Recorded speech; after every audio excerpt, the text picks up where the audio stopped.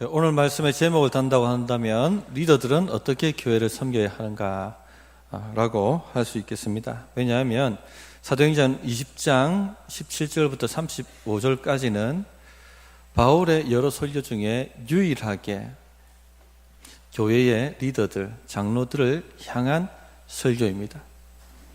17절을 보시면 사람을 에베소로 보내어 교회 장로들을 청하니 18절에 오매 그들에게 말하되 라고 하셨습니다.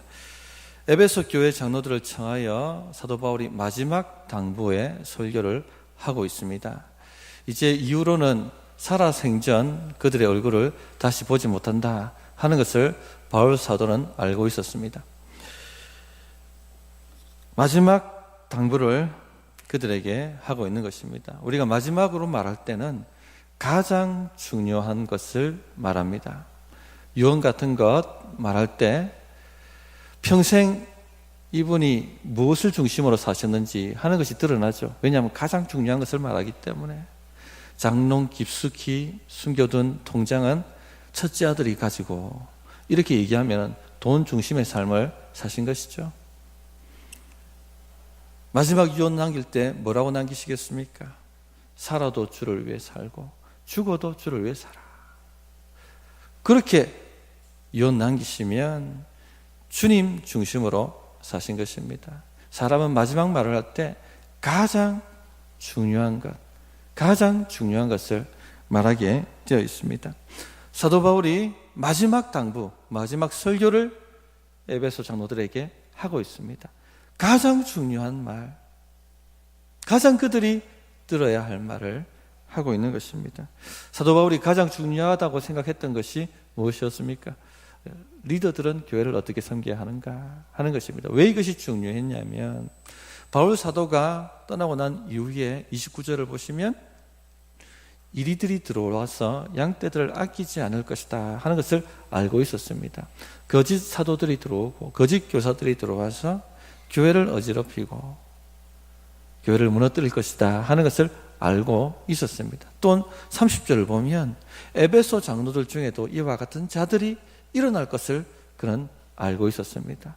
그래서 리더는 교회를 어떻게 섬겨야 하는가 하는 이 중요한 말씀을 전하고 있는 것입니다. 그래서 거짓 교사가 누구인지 분별해내서 그들을 따르지 말고, 또 너희들 중에도 거짓 교사가 되지 말 것을 말씀하고 있는 것이죠. 사실 오늘 메시지는 저를 포함한 교회 리더들이 들어야 할 말씀입니다. 그러나 또한 모든 성도가 들어야 할 메시지이기도 합니다. 왜냐하면 하나님께서는 우리 모든 성도들이 이와 같은 수준으로 성장하고 자라기를 원하시기 때문에 그렇습니다. 자, 그렇다면 리더는 교회를 어떻게 섬겨야 되는가? 첫째입니다. 최우선적으로 먼저 주를 섬겨야 합니다. 주를 먼저 섬겨야 합니다. 18절 19절을 다시 보시기 바랍니다. 오매 그들에게 말하되 아시아에 들어온 첫날부터 지금까지 내가 항상 여러분 가운데서 어떻게 행하였는지를 여러분도 아는 바니 곧 모든 겸손과 눈물이며 유대인의 관계로 말미암아 당한 시험을 참고 누구를 섬겼습니까? 주를 섬긴 것. 주를 섬긴 것.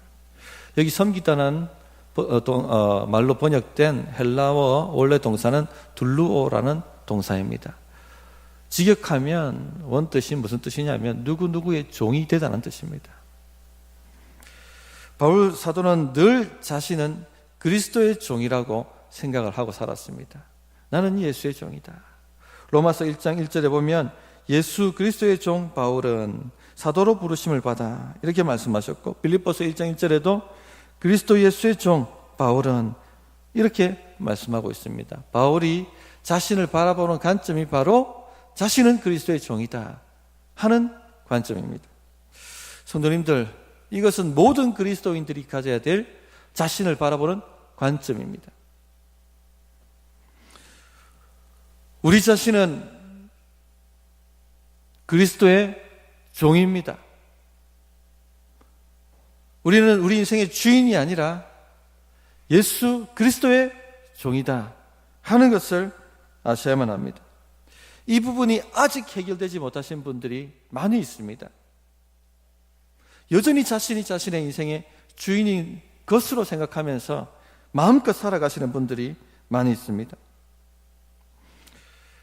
자신의 인생의 주인이 되어서, 하나님이 되어서 자기 마음대로 사는 것만큼 두려운 일이 없습니다. 큰일 날 일입니다.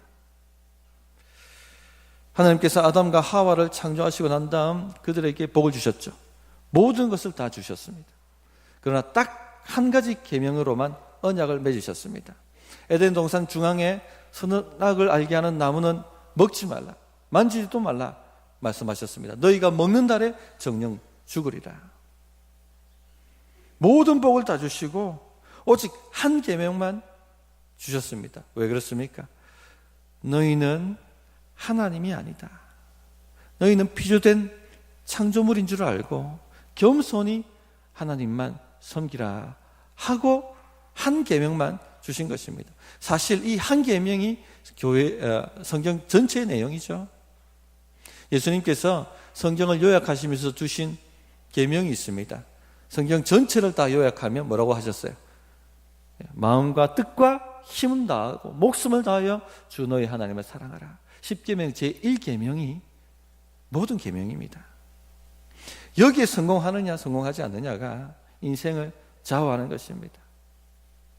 너는 내 인생의 하나님이 아니니, 너는 지음받은 존재이니, 너를 창조하신 하나님을 온 마음 다하여 예배하고 의지하라 하는 것이 바로 선악을 알게 하는 나무의 계명입니다. 그런데 사탄이 나타났습니다. 그리고 꾀입니다. 하와, 죽지 않는다.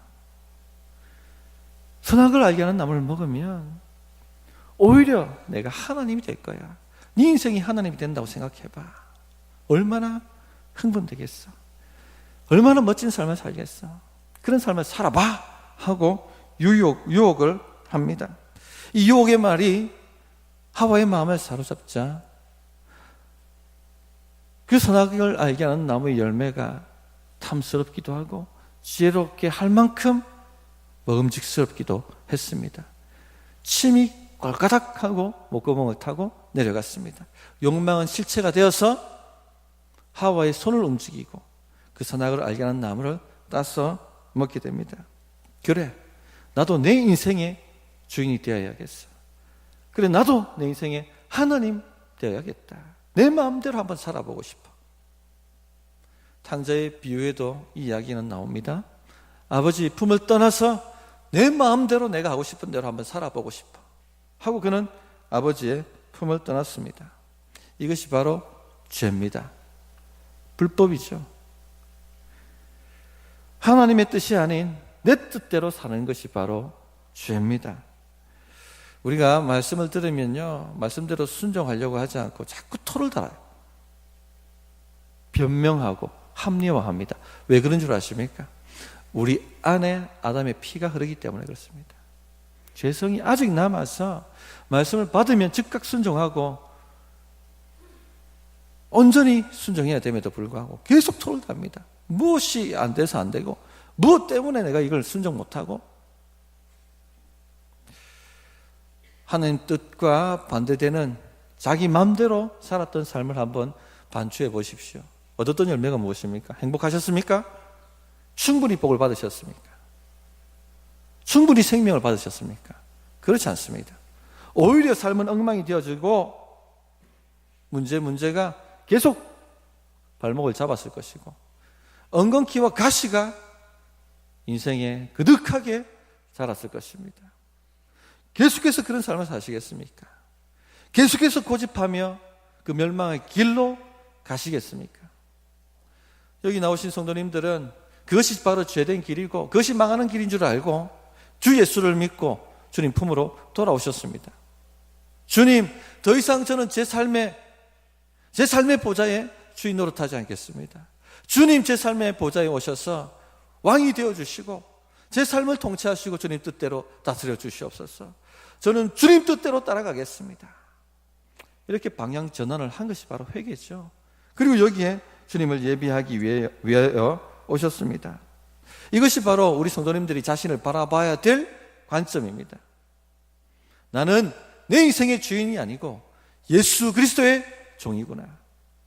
이 의식이 확실하게 훈련되셔야 됩니다. 특히 교회 리더는 이 의식이 확실하게 훈련되셔야 됩니다. 이것이 분명하지 않으면요, 사람의 종로로 타게 되어 있습니다. 교회 리더는 사람을 먼저 섬기는 사람들이 아닙니다. 교회를 먼저 섬기는 사람들도 아닙니다. 주님을 먼저 섬기는 사람들입니다. 아멘이십니까? 이것이 훈련되지 않으면, 이 의식이 훈련되지 않으면, 주를 위해서 섬기는 것이 훈련되지 않으면 교회를 오히려 망쳐버리는 거짓 교사들이 되고 맙니다. 너무나 중요하기 때문에. 왜냐면요, 항상 리더들은 사람을 기쁘게 할 것인지 하나님을 기쁘시게 할 것인지 하는 시험을 받게 되어 있습니다. 정에 이끌리게 되고 인기에 영합하라는 유혹의 소리를 듣게 되어 있습니다. 그래서 사도 바울께서 갈라디아서 1장 10절에 이렇게 말씀을 하시죠. 이제 내가 사람들에게 좋게 하랴 하나님께 좋게 하랴 사람들에게 기쁨을 구하랴 내가 지금까지 사람들의 기쁨을 구하였다면 그리스도의 종이 아니니라. 사람을 기쁘게 할 것인지 하나님을 기쁘시게 할 것인지 항상 이 질문이 우리를 테스트합니다. 이것이 힘듭니다. 특히 우리 민족은 정이 많은 민족이에요. 특히 경상도 사람들은 정이 많습니다. 총회장 하신 목사님 한 분이 계십니다. 이름만 대면 아하 하고 다 아실 분들입니다. 아실 분입니다. 그런데 이분과 늘 함께 서로 동역하고 서로 의지가 되었고 그 울산의 성시화와 복음화를 위해서 동고동락하셨던 목사님이 계셨습니다. 이 목사님도 교회를 개척하시고 큰 교회로 일구신 분이십니다. 그런데 이분이 그만 7개 간음을 범하고 말았습니다. 이 총회장 하셨던 목사님이 함께 동역하고 동고동락하고 수십 년 복음화를 위해서 성시화를 위해서 애썼던 그 정이 있어서 목사님 목사 제명을 시켜야만 하지만 목사님께서 은퇴하는 것으로 조치하고 싶습니다. 그러나 약조를 하나 하십시오. 다시는 어떤 형태로든 목회 이선에 서지 않도록 그렇게 약조를 하십시오. 목회든 선교사든 어떤 목회와 관련된 일도 하지 않으셔야 됩니다. 그렇게 하고 목사 은퇴하는 것으로 처리를 했습니다. 그런데 얼마 시간이 지나지 않아서 이분이 선교사로 나가려고 한다 하는 소식을 접하게 됩니다. 수십 년 지기이고 함께 동고동락했고 함께 복음화와 성시화를 위해서 애를 썼던 분이십니다. 여러분 같으면 어떻게 하시겠습니까? 정이 있는데 이 소식을 듣고 그분이 최후 통첩에 편지를 보냅니다. 사랑하는 누구누구 목사님, 함께 해온 정으로 간곡히 당부를 드립니다. 어떤 형태로든지 목회 이선에 서지 마시기 바랍니다. 그런 상태로 목회든 선교사로 나가는 것은 오히려 교회의 죄를 범하고 주께 죄를 범하는 것입니다. 만약 저희 권고를 듣지 않으신다면 저는 교회를 위해서 주의 나라를 위해서 당신의 목사 제명을 청구할 것입니다. 그렇게 편지를 보내셨습니다. 결국 이분은 선교사 가는 것을 포기하고 회개의 삶을 살고 계십니다. 성도님들, 자신을 그리스도의 종이라고 인식하지 못하면 감히 이렇게 할 수가 없어요. 모두 다 정에 이끌리게 되어 있습니다. 팔이 안으로 굳게 되어 있습니다. 함께 그래도 동고동락하고 살았던 사람인데 하면서 이것쯤이야 하면서 편의를 봐줄 수가 있다는 것입니다. 그래서 교회 리더는 최우선순위로 그리스도의 종이라는 의식을 갖고 사셔야만 합니다. 그럴 때 진정으로 교회를 섬길 수 있고 성도를 섬길 수가 있는 것입니다.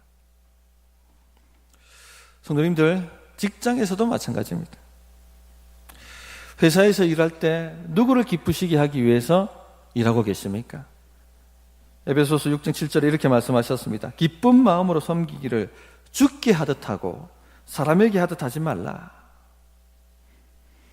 사람을 기쁘게 하기 위해서 일을 한다면 사람의 종이 됩니다. 늘 사람 눈치 보게 되고 사람 밑에 줄 서게 되어 있습니다. 그러나 사람이 보든 보지 않든 나는 하나님을 기쁘시게 하는 종이다 하는 의식을 갖고 사시면 누가 보든 보지 않든 성실하게 자기 일을 다 하고 또 정직하게 그 일들을 해낼 것입니다. 그렇게 하면 세상 일도 하나님 나라의 일이 되는 것입니다. 이런 의식을 가지고 살아가시기를 바랍니다. 둘째, 주를 섬기되 어떤 태도로 섬겨야 하는가? 모든 겸손과 눈물과 시험을 참음으로 주를 섬기셔야 합니다.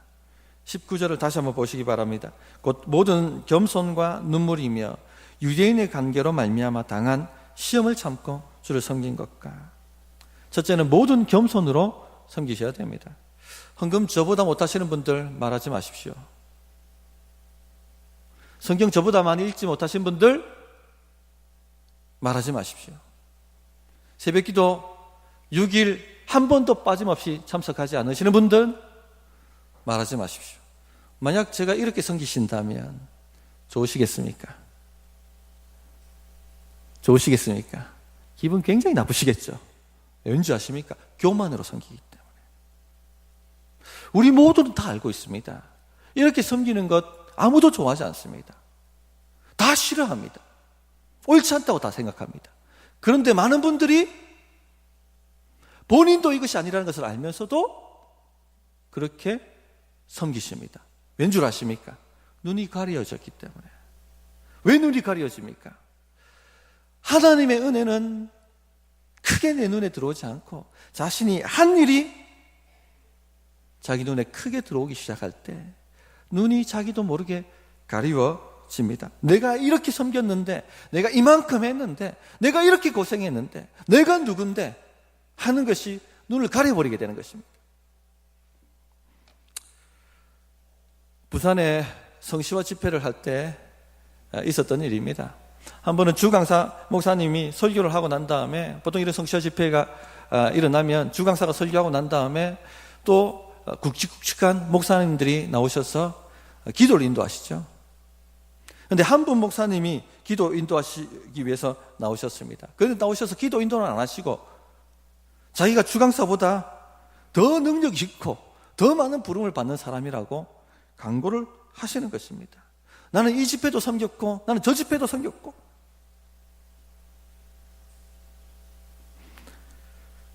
그런 말 할 자리가 아닌데, 기도 인도하실 자리인데, 내가 주강사보다 더 훌륭한 사람이고 능력 많은 사람이라는 것을 알아달라고 하는 것이죠.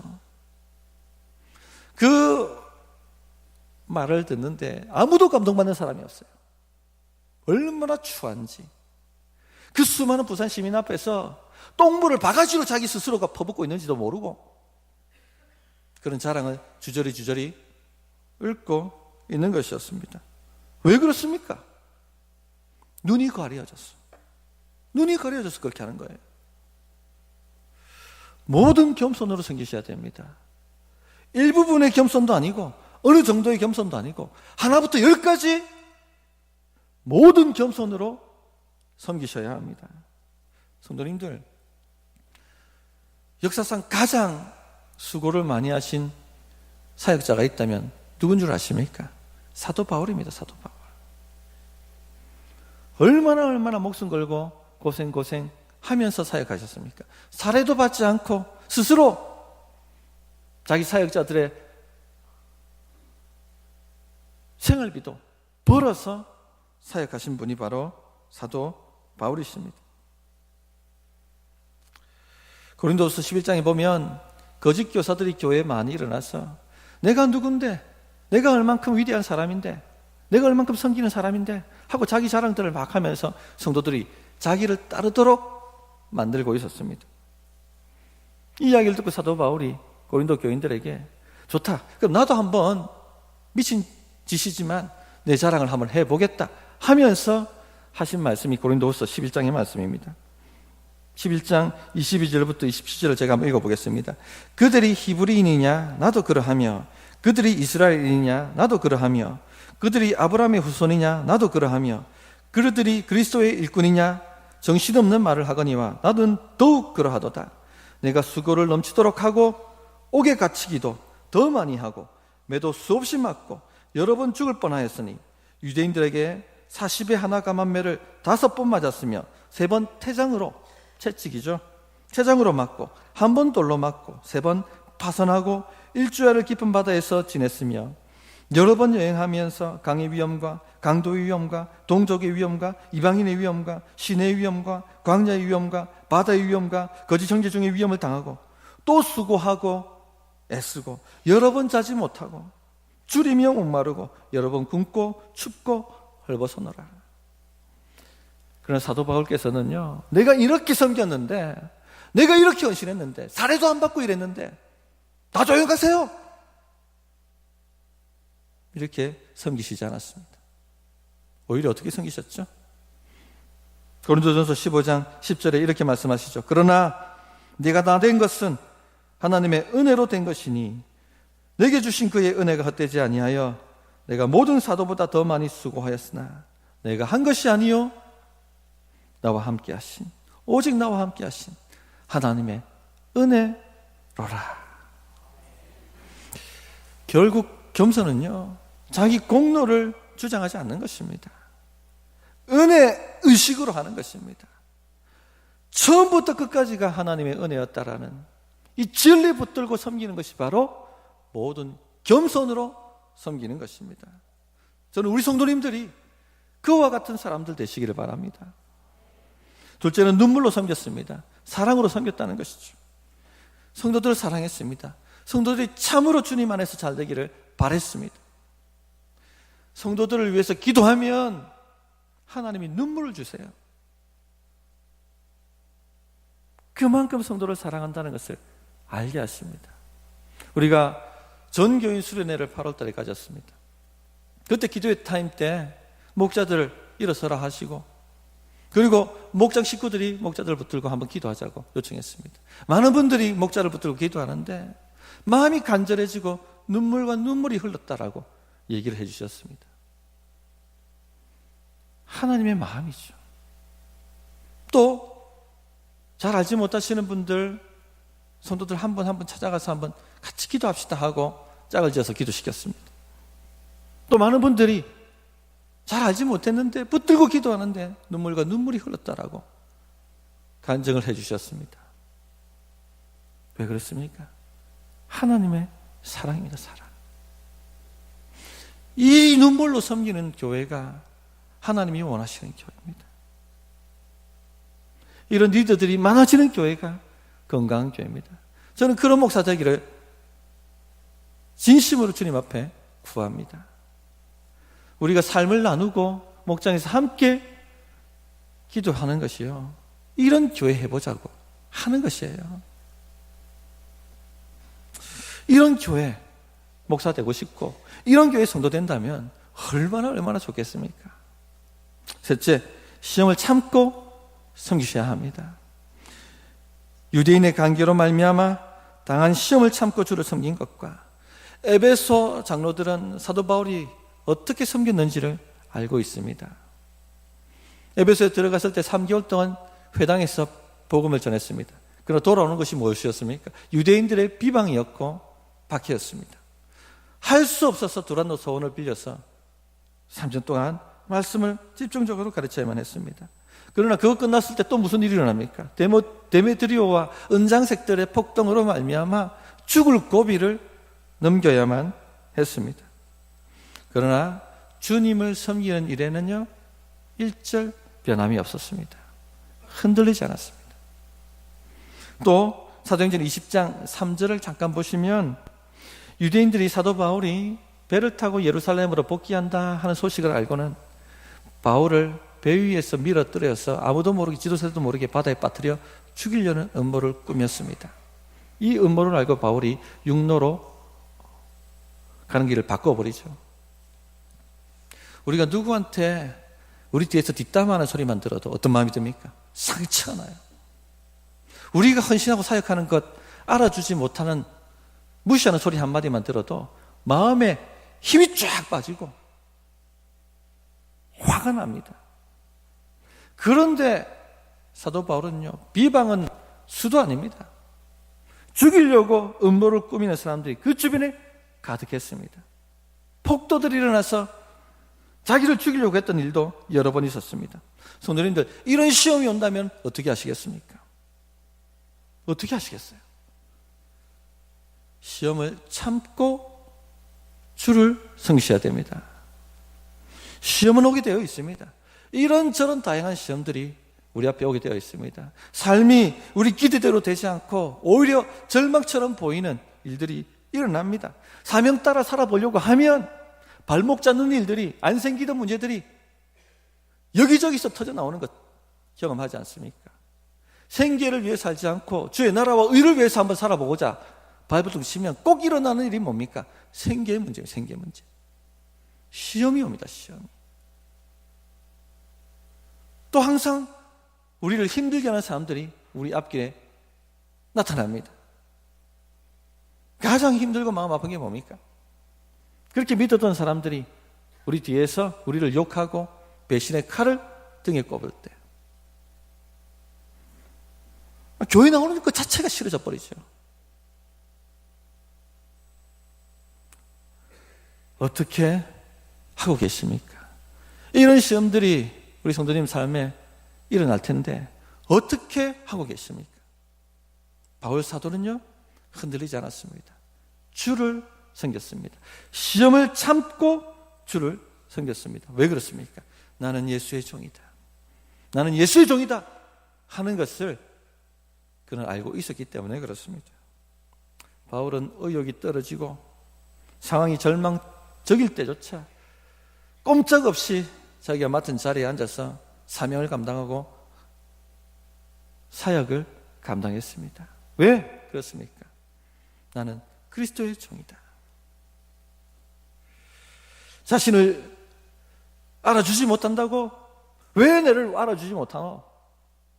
하며 분노하지도 않았고, 자신을 비방하는 사람들을 욕하고 상을 엎지도 않았고, 진짜 못해 먹겠네 하고 자리를 박차고 뛰어나가지도 않았습니다. 모든 것을 다 하시고 모든 것을 공의로 판단하실 그 하나님께 모든 것을 맡기고 자기에게 맡겨주신 사명을 묵묵히 흔들리지 않고 감당해 가셨습니다. 시험을 참고 견디시며 섬기셔야 됩니다. 아멘이십니까? 세 번째, 유익한 것은 무엇이든지 거리낌이 없이 가르쳤다. 이렇게 고백을 합니다. 20절 보시고 21절을 다시 보시기 바랍니다.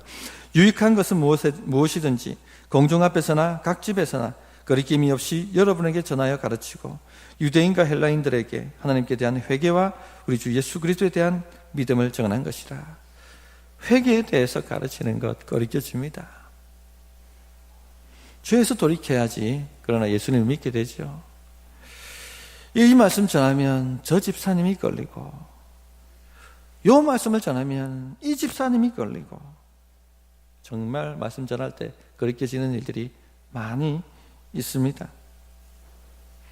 전에 강남에서 부동산 투기는 죄입니다 설교했더니 많은 교인들이 자리에 옮겼다, 옆 교회로 옮겼다 하는 이야기를 한번 드린 적이 있습니다. 그래서 강남의 큰 교회에서는 부동산 투기는 죄입니다 하고 감히 설교를 못한대요. 11조 많이 하시는 분들이 옮겨버리니까 옆 교회로. 누가 11조 많이 하는 사람들 잃어버리고 싶겠습니까? 누가 성도들 많은 교회 원하지 않겠습니까? 그러나 죄에서 돌이키라고 설교하지 않는다면 그 성도들 인생 망쳐버리는 것이죠. 매주 이것이 테스트됩니다. 설교자들에게는. 사람을 기쁘게 할 것인지 하나님을 기쁘시게 할 것인지, 사람들 듣기 좋은 설교를 할 것인지, 하나님이 원하시는 설교를 할 것인지 매 주일마다 테스트가 됩니다. 사실 어떤 말씀은 정말 전하기가 꺼려지집니다. 십자가에 못 박히신 예수 그리스도, 여러분들은 죄인입니다. 죄에서 돌이켜야 됩니다. 전하기가 꺼려집니다. 군림하는 사람들이 많은 곳에 오히려 주님처럼 낮아지셔서 섬기셔야 됩니다라고 말하기가 힘듭니다. 물질의 복을 최고의 가치로 여기는 사람들이 많은 곳에 물질을 섬기는 것은 우상이라고 말하는 것 꺼려집니다. 정직한 11조를 하고 정직한 헌금 생활을 하라고 말하는 것 꺼려집니다. 자기 공로를 업적으로 삼는, 자랑하는 사람들이 많은 곳에 오직 우리가 은혜로 구원받았고 모든 것이 하나님의 은혜로 된다라고 말하는 것 꺼려집니다. 왜 그렇습니까? 사람들이 반발하니까, 싫어하니까. 간혹 설교하고 난 이후에 목사님 상처받았어요 라고 말씀하시는 분이 있습니다. 물론 아직까지 우리 교회에 저한테 그렇게 말씀하시는 분은 없습니다만 앞으로도 없기를 바랍니다. 아멘이십니까? 예, 아멘 하셨습니다. 예. 청년 담당일 때 청년들한테 선교 헌금에 대해서 설교를 한 적이 있었습니다. 주의 나라를 위해서 우리가 선교사들을 후원해야 된다. 예배가 끝나고 어떤 청년 하나가 얼굴이 빨개지고 씩씩거리고 막 저를 찾아왔더라고요. 목사님, 왜 우리가 선교 헌금해야 됩니까? 선교사들 자기가 좋아가지고 간 것 아닙니까? 그러면 자신의 사역을 자신이 감당해야 되지 왜 우리 보고 돈을 내라고 합니까? 하면서 못되게 딱딱 대어들면서 말을 하더라고요. 목사님이 자꾸 그렇게 설교하니까 은혜가 안 돼서 전 딴 교회 옮겨야겠습니다.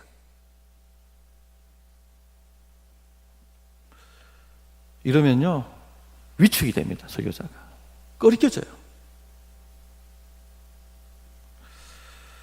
그러나 꺼리껴진다고 하나님의 말씀을 말씀대로 전하지 못하게 된다면 성도들이 제자가 되지 않습니다.